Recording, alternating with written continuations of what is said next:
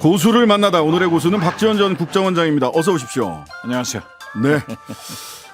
우리 조회수와 청취율의 보증수표 박 원장님 나와주셨습니다. 마침 청취율 조사 기간입니다. 아 그렇습니까? 네네. 오늘부터 당연히, 어제부터 오늘부터 시작이 됐습니다. 당연히 1등 네, 감사합니다. 유사이키. 예. 02로 오는 전화 꼭 받아주시기 바랍니다. 예. 자, 강서구청장 보궐선거 6시 현재 43.8% 투표율이 이 정도 나왔습니다. 기존의 보궐선거에 비해서는 뭐 비교할 수 없을 정도로 높고 지방선거 와는 뭐 조금 낮은 편인 것 같아요. 어떻게 보셨어요? 되게 일반적으로 제 경험을 토대로 네. 보면은 사전 투표 곱하기 2 하면은 투표율이 나오더라고요. 네네네. 그래서 저는 이번에도 46%에서 50%가 사이. 나올 거다 이렇게 봤는데 네네. 앞으로 2시간 남아 있으니까 예, 8시까지 1시간 반 정도 남았네요. 예, 남아 있죠. 그러니까 지금 빨리 투표하신 강서구민 여러분들은 투표장으로 가십시오. 네. 행동하는 46에서 양심은 좋은 투표로 하는 것이 행동하는 양심입니다. 예. 투표야말로 행동하는 양심이다. 행동하시라라는 말씀 주셨고요. 자, 오늘 밤에 대략적인 승패 윤곽이 뭐 11시, 12시 사이면 다 나올 것 같아요. 그 이전에 나올 수도 있지 않을까 싶은 생각이 들기는 하는데, 자, 강서구 오늘이 투표 날이라 보궐선거 이후를 예상하는 건 괜찮습니다. 그런데 오늘 투표에 영향을 직접적으로 미칠 수 있는 얘기를 하면 혼납니다. 그래서 MBC가 굉장히 몸조심하네요. 아니요, 몸조심이 아니고 부자가 원래 몸조심하는데 MBC 부자인가? 방통위 무서워하는가 봐요. 예, 강서구 보궐선거 이후에 이동관 방통위원장입니다. 이동관 조심하세요. 방통위원장. 예. 그렇죠. 한번 해보신 분이라서 심의 규정을 준수하는 것이다라는 말씀 드리고요. 강서구 보궐 이후의 전국 상황 그림을 한번 고수가 나오셨으니까 고수의 그림을 한번 봤으면 좋겠습니다. 일단 두 개로 나눠서 여당이 승리한다. 국민의힘이 승리할 경우. 저는 그럴 리는 없을 것 같아요. 그렇지만은 어떻게 됐든 예. 골프도 장갑을 벗어봐야 알고 선거도 뚜껑을 열어봐야 하는 거예요. 네네. 그렇기 때문에 뭐라고 할 수는 없지만은 네. 어떻게 됐든 저는 윤석열 대통령이 아주 잘못을 했다. 진짜 바보 정치다. 노무현의 바보 정치는 좋은 의미의 바보 정치인데 네네.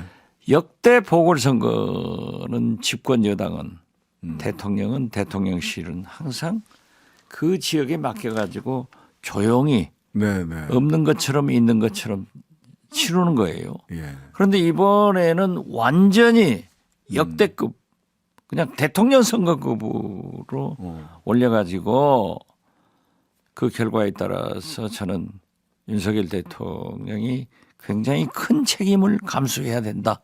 저는 그렇게 봅니다. 근데 이제 여당이 승리를 하면 결과적으로 민주당과 이재명 대표, 오늘도 보니까 뭐 민주당 보좌관, 민주정책연구위원 뭐 압수수색을 뭐 한 서너 명 이상 했더라고요. 민주당과 이재명 대표에 대해서 검찰의 수사 더 거세지겠죠, 아무래도. 그러한 것은 예. 오히려 야권을 뭉치게 하고 투표장에 나가게 하는 거예요. 네. 네, 그렇게 우리 국민들이 민주주의 의식이 지금 얼마나 높은데 네. 그러한 일을 하는 것은 바람직하지 못하죠. 네. 자, 그럼 반대로 여당이 승리를 했을 경우와 반대로 야당이 승리할 경우 일단 저는 이제 그 구분이 두 자릿수로 승리하느냐 한 자릿수로 승리하느냐에 따라서 이 전국의 변화가 뭐 달라집니까 상황이? 달라지겠죠. 달라집니까? 만약에 야당이 두 자리 숫자로 저는 승리하리라고 예측하는데요. 예, 예측이십니다. 예, 예. 그렇죠. 그러면은 김기현 대표 체제는 붕괴되고 붕괴된다. 비대위 체제로 갈 것이다. 어제 윤희석 대변인은 아니 그깟이란 표현까지는 안 했지만 그냥 200여 개 자치단체장 선거 중에 하나인데 여기에 무슨 대통령에 대한 심판이 있고 무슨 대표가 책임질 일이 있냐. 아무것도 아니다. 달라질 거 하나도 없다. 이렇게 얘기하더라고요. 원래는 그렇게 돼야 되는 거예요. 네. 그래서 제가 모두의 아주 바보 천치 정치를 했다 하는 것은 이렇게 역대급 대통령 선거급으로 키워버렸잖아요. 판을. 예. 키워가지고 이번에 대결은 김태우 대 진교훈이 아니고 네. 윤석열 대 이재명 싸움으로 가버린 거예요. 그렇기 때문에 만약 여당이 패배를 했을 경우에는 저는 여기에 대한 책임을 응당 네. 대통령이 져야 함에도 불구하고 네네. 대통령은 절대 자기가 책임지는 분이 아니에요. 네네. 실수도 인정하지 않고 사과도 하지 않는 분이에요. 예. 그렇기 때문에 저는 M은 음. 김기현 대표 체제가 붕괴되고 비대위로 갈 것이다. 저는 그렇게 봐요. 자, 그 대통령실에서도 강서 보궐선거 신경을 쓰는 것 같이 언론에는 보도가 되고 있습니다. 김행 후보자에 대해서 조금 지켜보자라는 태도라고 해요. 36개 김행랑 선생에 대해서는 예. 저는요 보궐선거에 관계 없이 네. 승패에 관계 없이 예. 윤석열 대통령 방식은 지명한다. 저는 그렇게 봅니다. 네. 왜냐하면은 예. 아까도 말씀드렸지만은 윤석열 대통령은 검찰 출신이기 때문에 네. 반성, 잘못을 절대 인정하지 않아요. 네. 잘못을 인정하지 않으면 피고인한테 무죄가 되는 거예요. 예, 잘못을 인정하면 그러니까, 검찰이 그렇죠. 예. 그러니까 끝까지 자기 주장을 하는데 36개 김행랑 예. 후보자에 대해서 뭐가 잘못됐냐? 가짜 뉴스다. 지금 또 그렇게 큰 소리 치잖아요. 네. 그 윤석열 대통령, 윤석열 정권은 입만 벌리면 하는 게 세 가지 용어가 있어요. 뭡니까? 문재인 탓, 음. 좌파, 가짜 뉴스. 가짜 뉴스. 예. 이게 윤석열 3대 네, 네. 정치. 알겠습니다. 그 승패와 관계없이 임명을 할 것이다. 사실 그렇죠. 예. 사실 저는 만약에 김행 장관 후보자 호가 36개 예. 이름이 김행랑인데 네. 36개 선생을 장관으로 임명하면은 그건 정상적인 윤석열 방식의 정치인데 민주당으로서는 국민으로서는 굉장히 화를 내지만은 득은 될 거예요. 윤석열 정치는 저런 거다. 네. 절대 국민을 인식하지 않고 잘못을 인식하지 않는 그런 정치 아니에요. 네. 자, 뭐 오늘 법무부 국감 이야기 좀 법무부 국감도 있었고 뭐 교육부 국감도 있었는데 역시 한동훈 법무부 장관 이야기가 좀 많이 나왔는데 인사검증 실패 논란과 관련해서 성공한 사람들은 주요 보직에 있을 때 비슷한 문제가 다 나오게 마련이다. 송기현 의원이 한 7가지 유형화해서 당신들 뭐 증여세도 안 내고 주가 뭐 그다음에 뭐 등등등 은폐하고 미신고하고 정보 제공 안 하고 이런 왜들 다들 이러냐 이렇게 유형화할 수도 있겠다 하니까 성공한 사람들은 다 그런 거 나오게 돼 있다. 이렇게 그들의 그랬어요. 사고는 그럴 거예요. 성공한 쿠데타는 처벌할 수 없다. 처벌할 수 없다 아니에요. 네. 뭐든지 성공하면 되는 거예요. 어. 그러니까 국민은 의식하지 않고 오늘날 민주주의가 이렇게 도탄에 빠져가는 거예요. 네. 그게 어디 있어요? 민주주의라고 하는 것은 아무리 한 목적적이라도 네. 절차가 중요한 거예요. 네. 과정이 중요한 거예요. 네. 그러면 그 검증을 저는 법무부에서 민정수석실에 있던 것을 가져갔잖아요. 네. 그런데 그분들은 인사검증을 하는 게 아니라 대통령의 심기검증만 하는 거예요. 그랬다. 아니, 이게 그러니까 대통령이 이 사람 꼭 시켜야겠다 하면 갖다 해버리는 거예요. 아니 그래서 왜 검증 실패 아니냐. 네. 뭐 심지어는 인사 참사 그 단이다. 인사 참사단이다. 이렇게 얘기를 하니까 무슨 소리냐. 법무부 인사정보관리단은 기계적 자료 수집만 하고 정무적 판단은 일절하지 않는다. 나는 보고도 안 받는다. 근데 왜 자꾸 나한테 책임을 묻냐. 이런 취지의 답변을 했어요. 그 인사정보관리단은 그럼 진짜, 무슨 일을 하는 데입니까? 진짜 한동훈 답네요. 한동훈 다운 답변입니까? 그렇죠. 그렇게 오리발 잘리잖아요. 그러니까 예. 수사를 하는 검사장이 자기 핸드폰 비밀번호 안 열어주잖아요. 네, 네. 할 수 없다. 지금도 못 하잖아요. 지금도 못 열었습니다. 네. 그렇기 때문에 이것이 과연 공직자로서 인사검증 책임자로서 할 수 있는 답변이 아니죠. 그렇게 하려면은 대통령실로 돌려보내야죠. 네. 그러면 대통령실 책임이냐 그랬더니 답변할 수 없다. 이렇게 또 얘기를 해요. 그러니까 지금도 그러하겠지만은 네. 인사 검증을 할 때는 기본적인 한 200가지의 질문 사항을 줘요. 네, 맞습니다. 여기에 예. 테스트 해보라고. 그것만 해봐도 예. 다 나와요. 예.